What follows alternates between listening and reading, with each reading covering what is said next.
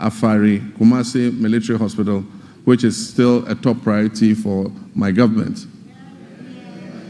The goal is to complete and operationalize this facility before the end of this year. Mr. Speaker, like many other state institutions under the previous administration, the Ministry of Defense is burdened with approximately 3.7 billion cedis in debt, a figure that continues to grow as new and undisclosed debts are uncovered. However, the demands of our Army, Navy, and Air Force continue to rise, necessitating the need for modern platforms for effective operations. Despite these financial challenges, I am confident that the Ghana Armed Forces possesses the human resources necessary to revitalize the defense industry's holding corporation, which can support the government's efforts in this regard. DHOC, which was begun under the late President John Evans Atta Mills of blessed memory during my tenure as chair of the Armed Forces Council, is essential for fueling Ghana's industrialization drive, which is aligned with our 24-hour economy initiative. Although DHOC has expanded, it's yet to be fully optimized to deliver the returns needed for the Ghana Armed Forces and our nation. I've tasked the Minister for Defense with incorporating innovative and significant private sector participation into DHOC's operations to harness its considerable potential for economic growth. Mr. Speaker, Ghana's strong international reputation was reaffirmed by the historic participation of foreign leaders during the swearing-in of the President, myself, and Vice President Nana Jane Opoku-Agyeman on January 7th, 2025. Mr. Speaker, it reflects the confidence our country's stability and democratic progress has engendered in the international community. Ghana remains committed to its Pan-Africanist ideals, non-alignment, democracy, and global cooperation, and the rule of multilateralism, embracing a policy of friends to all and enemies to none. We'll continue to cultivate diplomatic ties based on mutual respect and shared values. Mr. Speaker, Ghana is open for business. Our policy on economic diplomacy focuses on export diversification, foreign investment, and job creation. A new blueprint and delivery unit at the Ministry of Foreign Affairs with clear performance indicators will be launched soon to ensure foreign engagements yield tangible benefits for our people. Because of emerging security threats, especially on our borders, Ghana's security initiatives, particularly in the Sahel region, will maintain a continuous engagement with our Sahelian neighbors and continue to work with them to resolve the difficult situation that they are confronted with. I've appointed a special envoy to help sustain diplomatic relations with our Sahelian neighbors, aiming to achieve their reintegration, if possible, back into our regional bloc. Mr. Speaker, we'll expand passport application centers nationwide to reduce processing times to 7 days. We wish that a passport will be delivered within 7 days from the date application is submitted. These comprehensive reports at the Passport Office is going to align with our vision of a 24-hour economy. The Passport Office is going to work 24 hours to process passports that have been applied for. Mr. Speaker, as we reset Ghana to serve Ghanaians better, government will also revamp the labor administration institutions in the country. We'll promote social dialogue and foster harmonious industrial relations among stakeholders. In the coming months, the National Tripartite Committee, led by the Sector Minister, will organize a national labor conference to discuss pertinent issues affecting labor and employers. The recommendations are expected to influence and shape government's policies and programs in this sector. Mr. Speaker, we will launch the Ghana Labor Export Program, which would allow Ghanaians to go abroad and work with countries that we have signed agreements in specialized areas like engineering, technology, welding, carpentry, masonry, and nursing, teaching, and so many and so forth. The government will maintain strict fiduciary responsibility for the operation of the National Pensions Regulatory Authority and the Social Security and National Insurance Trust. This year, the NPRA will fully automate its internal operations and the pension industry will be regulated. This is critical to safeguarding the growing pension fund assets.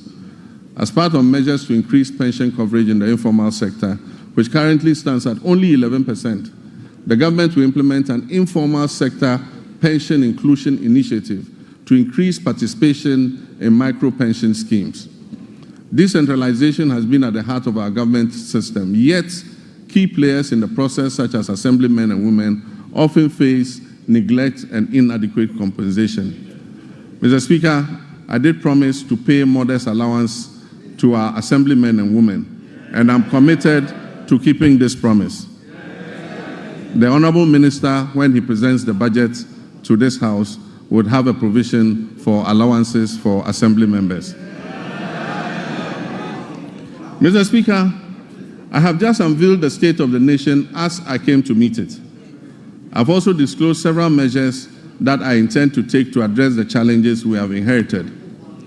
Nonetheless, no matter how well-intentioned our efforts to reset our economy are, they will not yield the desired outcome without the support of the people of Ghana. And so to my dear countrymen and women, you have clearly and unmistakably expressed your displeasure with the poor governance and corruption that has existed in the past. Mr. Speaker, some of our compatriots did so even at the peril of their lives, just as our 28 February crossroads shooting national heroes did in the Gold Coast.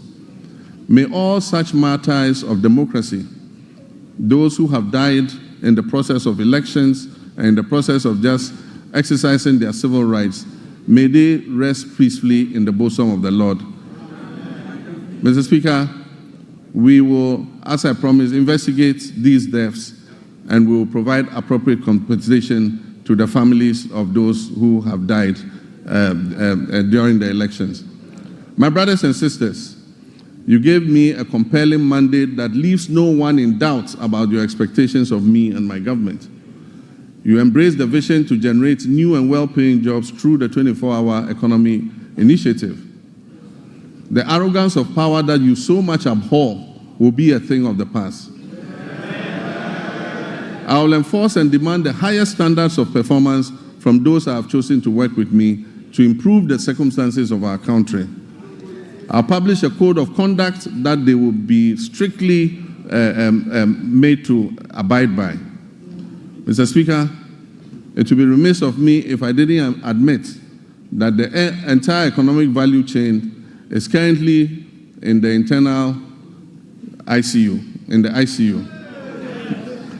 As I recall mentioning a few intensive care units, as I recall mentioning a few years ago when we were still in opposition, the economy is even worse than we had envisaged. But this gives us ample opportunity to be innovative in our efforts to resuscitate it. And so what are the key takeaways from me for the people of Ghana? 1, that we shall fight corruption effectively. 2, that we shall run a lean government of no more than 60 ministers. 3, that we shall realign the ministries, agencies, and departments to eliminate duplication. 4, that will introduce austerity, reduce wasteful expenditure and spending, and improving tax collection. 5, that we shall widen Ghana's tax nest, reform tax waivers, especially on investments, and return to our homegrown solutions. 6, that we will grow what we eat and reduce imports of food and goods that can easily be produced here in Ghana. Your voice and contributions will prove invaluable on this journey of national reset, and I encourage you to make your voices heard. I commit to the judicious use of your resources, eschewing waste and ostentation. We will always endeavor to make the most of the little we have, so that together we can guarantee a brighter future for our children and our children's children. Though the state of our nation now may appear bleak and the task of addressing it may seem daunting, nothing should stop us from achieving our goals once we set our minds to it. In one collective push, we can resolve to make this great nation bequeathed to us by our forebears and see it come to fruition. Mr. Speaker, Ghana's economic challenges are not insurmountable. They present the government and everyone else the opportunity to innovate, to reflect, review, and reset, which is the theme for the commemoration of our scaled-down 68th independence anniversary. Mr. Speaker, it is said that there is strength in unity. Ghana's greatest strength lies in its people, its young and energetic youth. If we stand united, we can be more resilient and build together the power of collective action to overcome economic and social challenges. Every Ghanaian, regardless of political affiliation, background, or status, has a responsibility to play a key role in nation building and work towards a complete reset of our country. Mr. Speaker, let me assure you that we are leaving no one behind as we reset to rebuild the Ghana we want. We will rebuild a Ghana that works for all of us and not just a few. We shall live the dreams of our forebears in our lifetime. And so, my countrymen and women, where despair once existed, let hope radiate. And where the sun appeared to set on our bright prospects as a nation, let a new dawn of enthusiasm and renewal supplant it. So that when I come and stand here next year to present a message of the state of our nation, it will be one brimming with excitement and happiness. Mr. Speaker, I thank you very much for this opportunity. I thank honorable members for your kind attention. May God bless our homeland, Ghana. Thank you.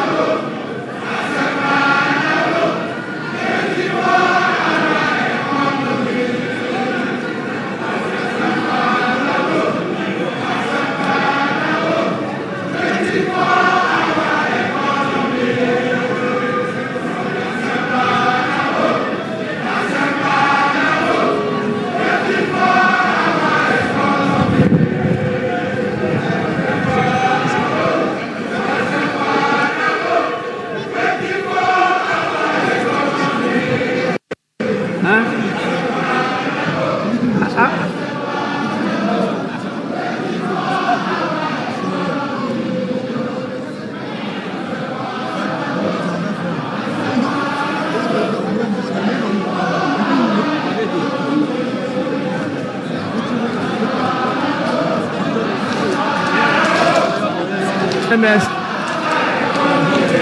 honorable members, please resume your seat. Honorable members,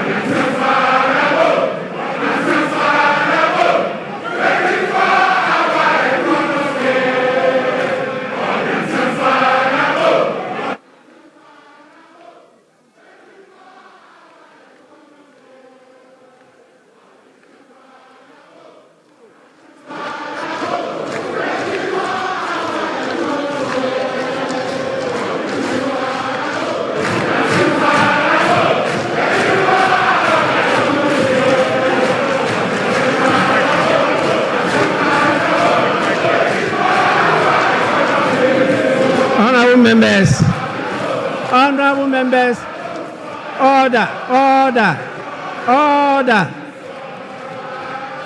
Order.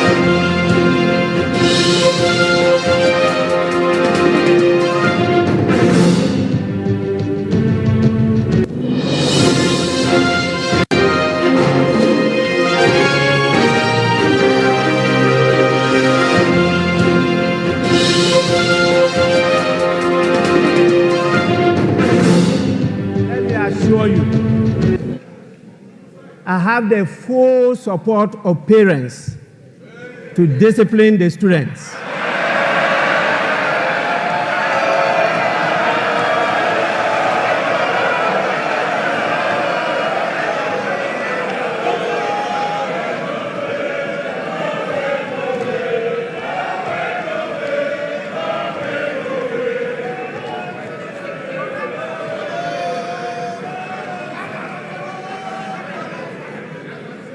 I will not accept any apologies again. Honorable members, in accordance with Standing Order 72, Rule 4, I convey to His Excellency the President the gratitude of the House for the address. Honorable members, again, in accordance with the practice of this House, a formal communication will be forwarded to His Excellency the President after the House has thoroughly debated this address. So you will soon have your say. In accordance with the standing orders of the House, I want to know from the Majority Leader any indication regarding adjournment of the House. In other words, Honorable Leader, can you move for an adjournment?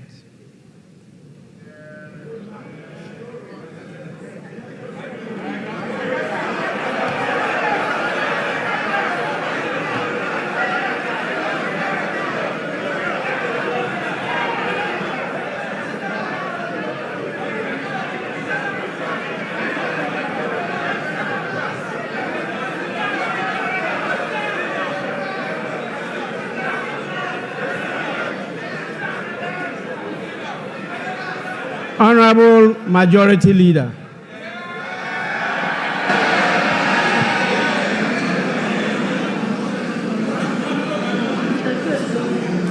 Thank you.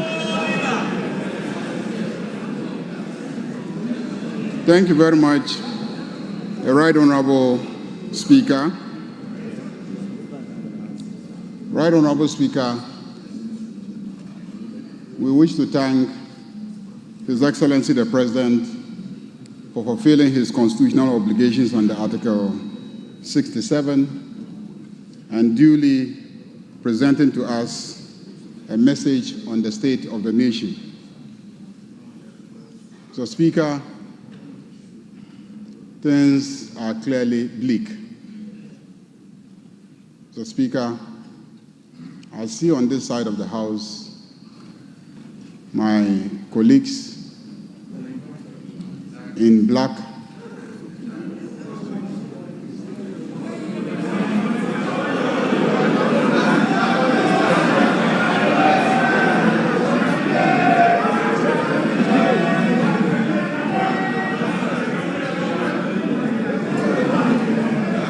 Mr. Speaker, it is obvious that they left this economy in a miserable state. And the attire that they adorn today says it all.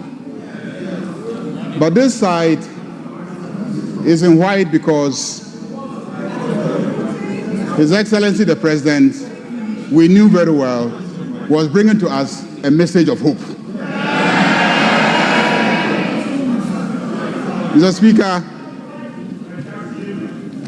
our elders have cautioned that you don't leave your crown in the hands of a hyena as a caretaker when you are traveling. Don't be surprised when you come back and the carcasses of all your livestock are gone. Mr. Speaker, what has happened to our economy and our country and the presentation that has been made says it all. It is sad, it is unfortunate. But His Excellency the President has brought us hope. Hope for the youth of this country. Hope for the women. Hope for the Okada drivers. Hope for the private sector. Hope for students. And hope for ordinary Ghanaians who did everything to bring him to office with such an overwhelming number. Mr. Speaker, we have no doubt that everything outlined here gives hope. And this House will support His Excellency to deliver on his commitment. But more importantly, this House will support His Excellency to deliver on the promise of accountability. Those who so damage our economy must be held accountable. And we will support him to deliver on the commitment to accountability. Mr. Speaker, on that note, I move that this House be adjourned to tomorrow 10 o'clock in the forenoon. Thank you very much, Mr. Speaker. Minority Leader.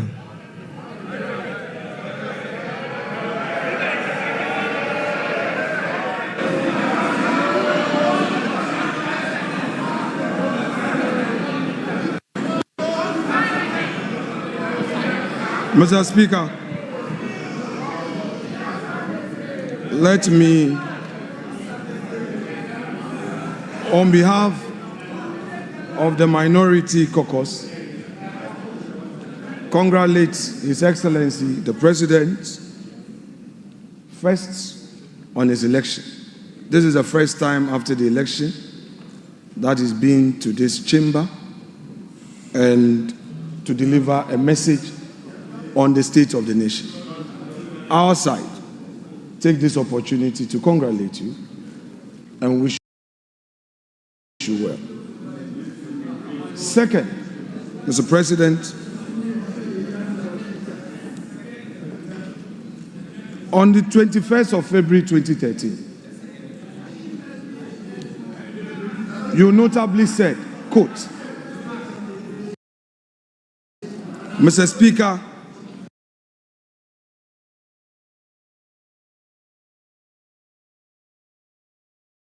the meat is now down to the bones. This was on the occasion of your address to Parliament. And you said that the meat is now down to the bones. This was at the time, Mr. President, that you were President of Ghana. And you had served as chair of the economic management team of your own government. Yet, when you came to this house, you lamented on the same state of the economy that you had presided and re-echoed the point that we are left with just the bones. Mr. Speaker, he has delivered less ministers. But it is clear that his strategy is, if less, more divide. You have appointed few ministers, but more and more and more presidential staffers and more committees.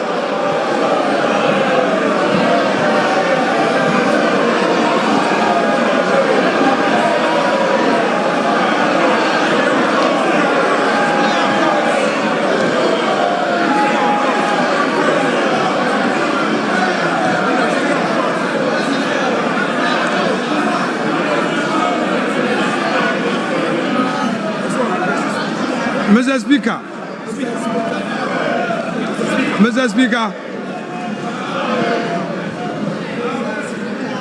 the President again. Honorable members, please. The President again came to this House with a familiar story. The usual lamentations. He packaged it in a language as though we have a new beginning. Mr. Speaker,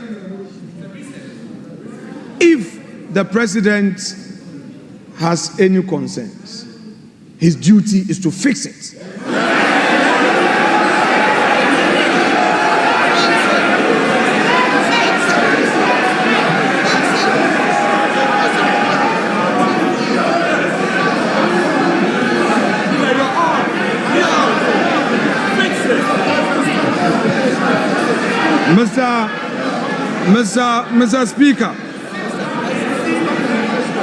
Mr. Speaker, His Excellency, the President,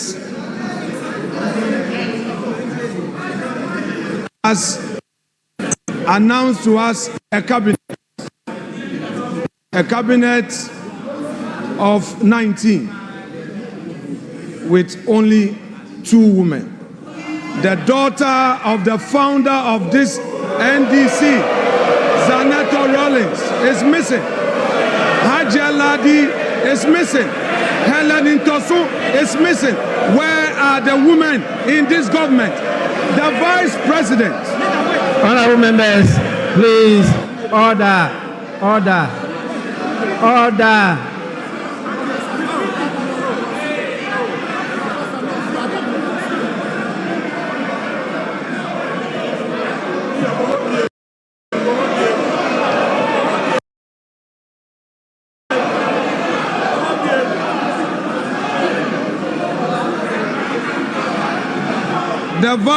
The Vice President is part of the government, and we are seeing only 2 women in cabinet, and the Vice President is sitting there. In percentage terms, we have only 10% of women in cabinet. Mr. Speaker, the President again, as part of his lamentations, is telling the nation that through some arrangements, they have been able to do 2 things. Pay domestic bonds that matured, and then also they have successfully done some financial engineering to pay some energy sector debt to keep our lights on. My question is, Mr. Speaker, has the President any budget? This is the budget he inherited, the revenues he inherited that he has used for this purpose. The same government is condemning. Mr. Speaker, he has today told us that we have 2.2 million Ghanaians unemployed. But what he has forgotten, that in his administration, in less than 100 days, all we know is sack them, dismiss her.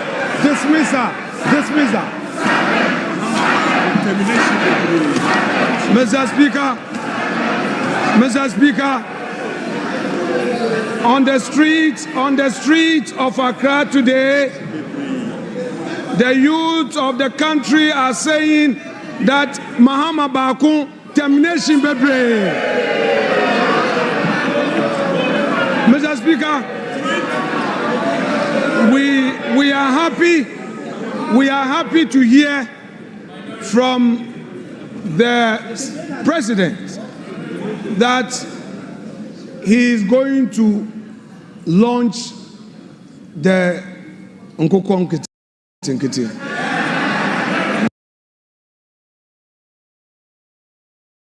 We are happy to hear this, but we are curious because only yesterday we heard of a confirm. Mr. Speaker, the president talked about the school feeding program, and in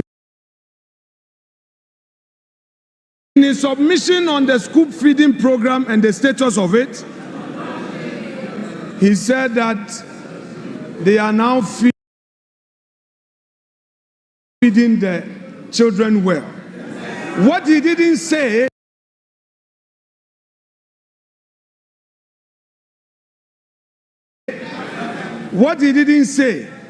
was that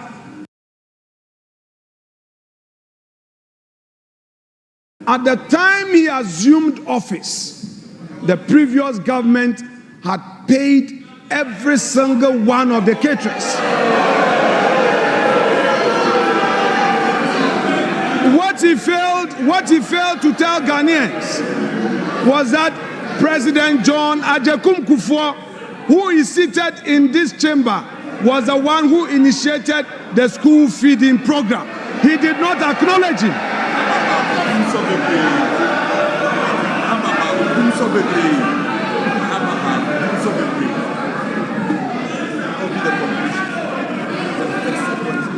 Mr. Speaker, what are we seeing in this government? The same old stock. The same old stock. There's nothing new. There is nothing like transformation. Out of the NDC besieged the headquarters of the NDC demanding for jobs. Where are the jobs? Mr. Speaker,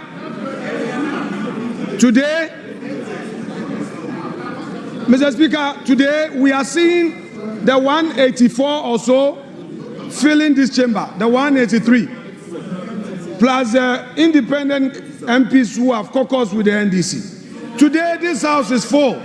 But, Mr. Speaker, Mr. President must know that the majority to the chamber. Mr. Speaker,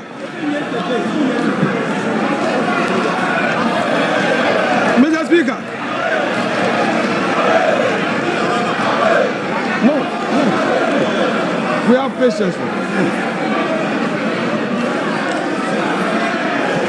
Honorable members, please.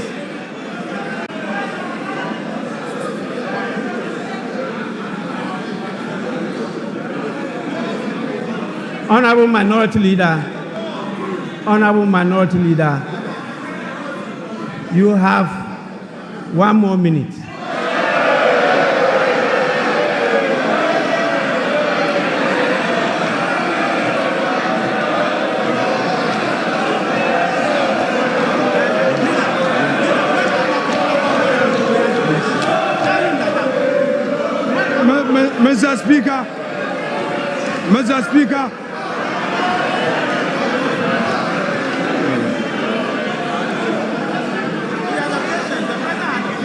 Mr. Speaker, when Akufo-Addo was here on his last sonar, Akufo-Addo had patience for Emmanuel Ama Kofi-Boa to speak.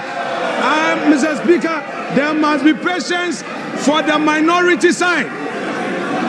I cannot be limited, Mr. Speaker. Let me finish.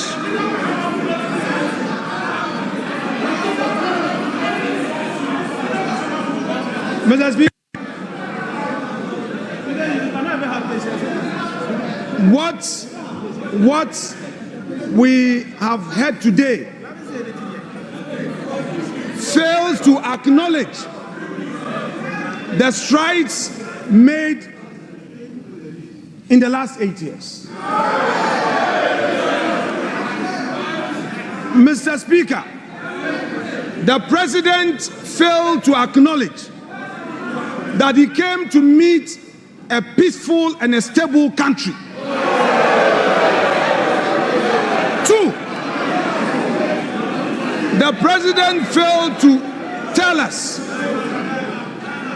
that he came to meet a public civil service that the government, in spite of all challenges, was able to pay consistently. Mr. Speaker, the president failed to tell us that in spite of all the crisis, consistently, the Akufo-Addo government was able to increase wages. And the minimum we did was 11% as compared to his 10%. Honorable Minority Leader, Mr. Speaker, to conclude. Your time is Mr. up. Speaker, to conclude. Honorable members, my attention has been drawn to the presence of more distinguished members. And I want to draw your attention to them.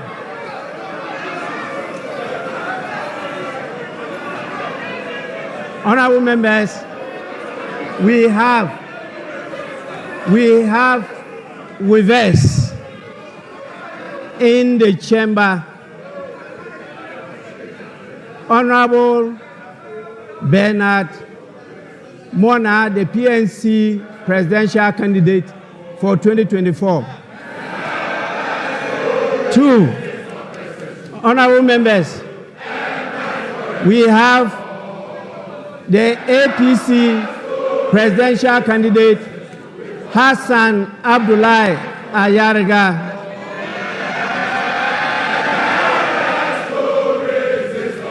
Honorable members, we also have the national chairman of the PNC, Mr. Asaki Samson Awingobit. And we have the PNC vice presidential candidate in the person of Joycelyn Akofa Doche.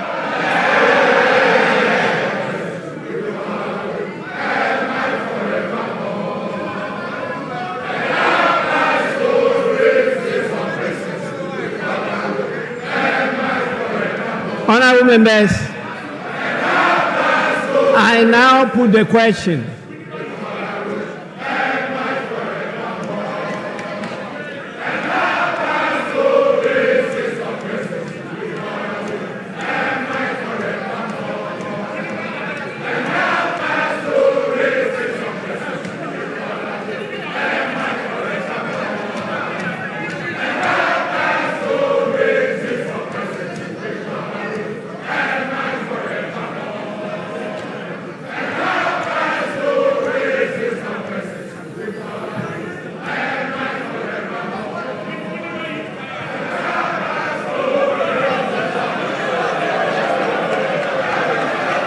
Honorable members, the motion has been moved and seconded.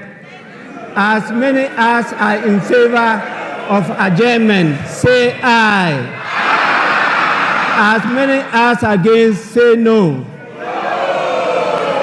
I think the ayes have it. Honorable members, the ayes have it. The motion is adopted. The House is accordingly adjourned till Friday, 28 February 2025 at 10 o'clock in the forenoon. The House is adjourned.